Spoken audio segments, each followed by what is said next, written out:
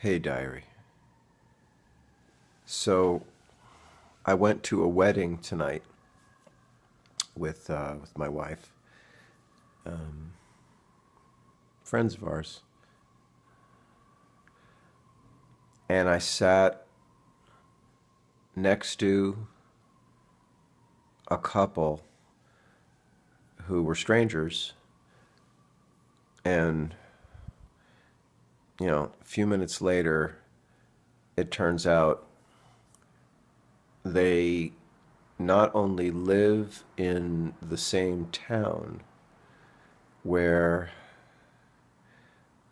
I raise my kids, but their son, who is the same age as my deceased son, they knew each other. And once they figure out, I'm the parent of the last kid, or shall I say, the latest kid from that high school to OD on heroin, they'll put the pieces together, I'm sure, of, who my son used to be, who I currently am, etc. Not that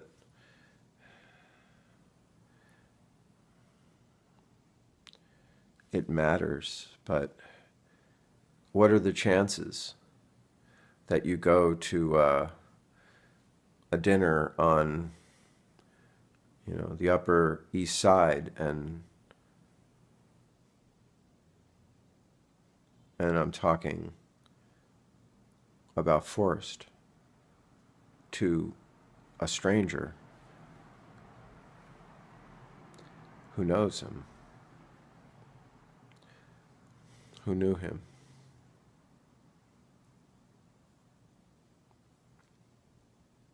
or of him?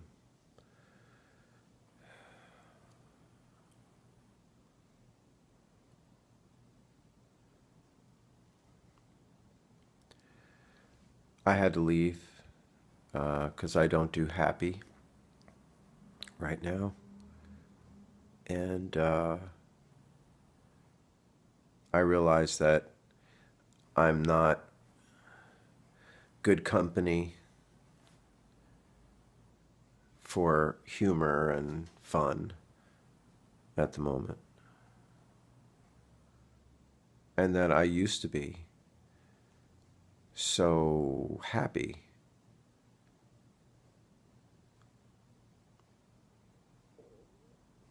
Wow. It's amazing how unhappy uh, having your kid OD on heroin can make you. Because you don't get to say goodbye.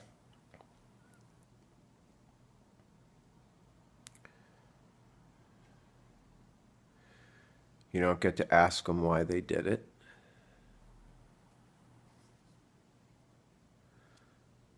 You don't get to help them.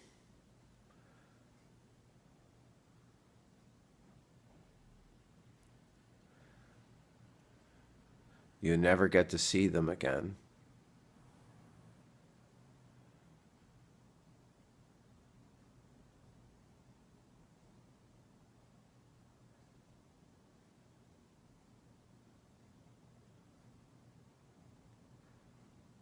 I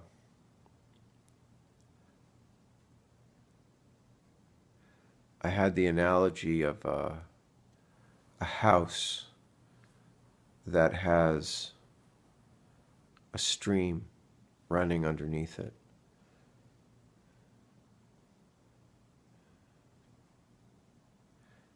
And my house is my life. And that stream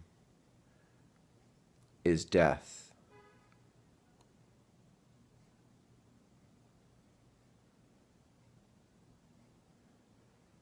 And We're not supposed to think about death all the time. They even say there's disorders, and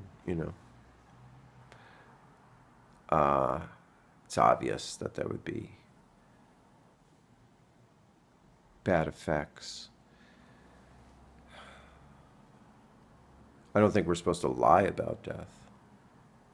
I'm much more comforted by truth, about knowing as many true things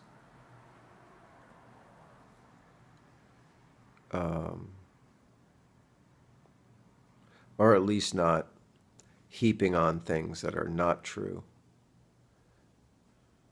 dealing with things as they are is somehow preferable to making up stories, hopeful stories about it.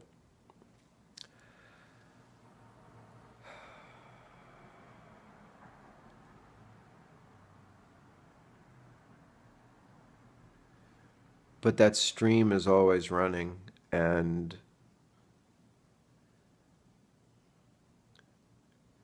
I just pop up, every minute or two.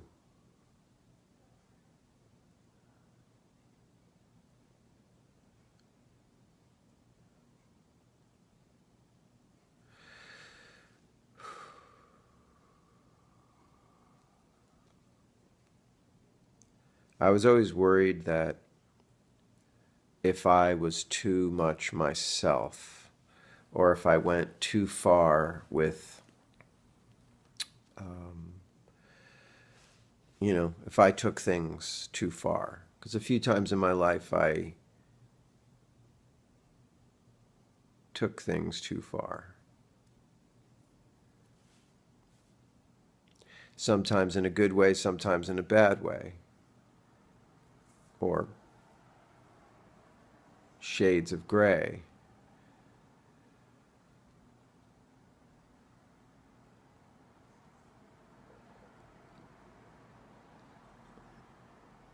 But with my kids of the last, 10 years, I tried to clean my act up a little bit and actually do the things I said I would do. Become the person I wanted to be. And I guess what I mean by taking things too far is just becoming just obsessed with what I want.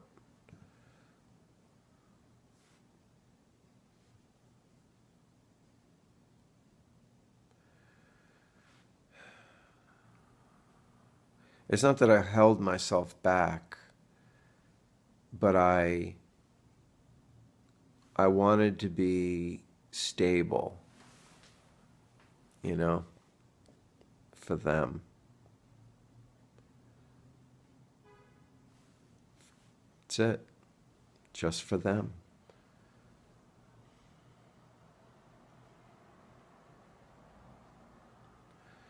Both my kids mentioned that to me, that I pulled things together.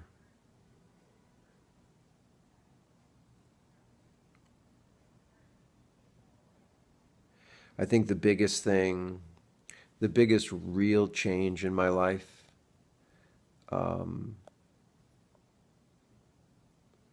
that I made was a few years ago. My group that I performed with quite regularly disintegrated. People left to have children and, reasonable things. And it's not like we were, getting calls to play the palace. As much as we felt the value of what our project was, we you hear that term, but it had run its course. And I was at a point in my musical life where I just was unsatisfied. I couldn't hear as much as I wanted to. I couldn't feel the songs anymore. I I didn't know enough. I just purely did not have all of the skills together that a well-rounded musician needs. And all the people hitting, slapping you on the back or, you know, writing, I got good reviews, great reviews in my career. Um, I had a lot of affirmation from people, letting me know, oh man, you're fine, you're good, oh my God, you're great. I got that from people a lot, but I knew that most of my performance work was just really well worked out material, that it wasn't coming from a place of freedom, where I could just do it on the spot and know why I was doing it, know how I was doing it. A constantly regenerative ability to speak in that way. And I undertook a lifestyle, a life to learn to play bebop. I guess you'd call it bebop. It's really jazz. It's whatever. It's whatever.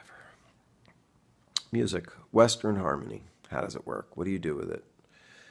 And what do I want to do with it?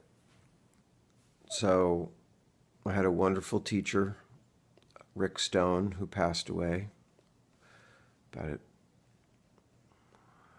a year ago, a year before my son. And after even a couple years with Rick, I was branching off on my own because I needed to digest the stuff I worked on with him. And then all of these things need to be processed in time. And, if you're going to spend a month shedding a tune and you need to learn 20 tunes to really start to understand, you can see 20 months of work somehow emerging from that. It's not quite so linear, but this stuff takes time. And that's really was, in a way, the start of my spiritual life in music, because I had to completely let go of, the adulations, the fans, the self talk about how good you are or how crappy you are. Both are destructive and impede. Yeah, man, it's like, I don't know, it's like Zen. In order to get into a state where you can really do this, at least for me. But I've heard other people discuss the process of, I won't say virtuosity because that's such a weird word in some way. It means that you've gotten to some place, and it really is a process. And at a certain point in the process, you're able to speak the language adequately, and then then the idea is to let yourself, your personality, come through. And only you can, if you're in that place, can make the music that you make.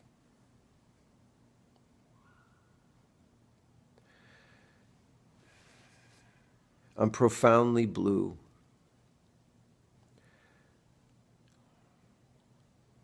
Profoundly sad that my son will not get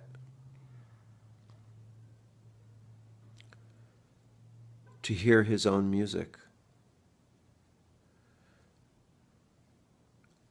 or do whatever he was going to do. Because life, where we're individuals, where we've fractured off from the great void into our individual selves, as far as I know, this is it. And if you're not here, you're not here.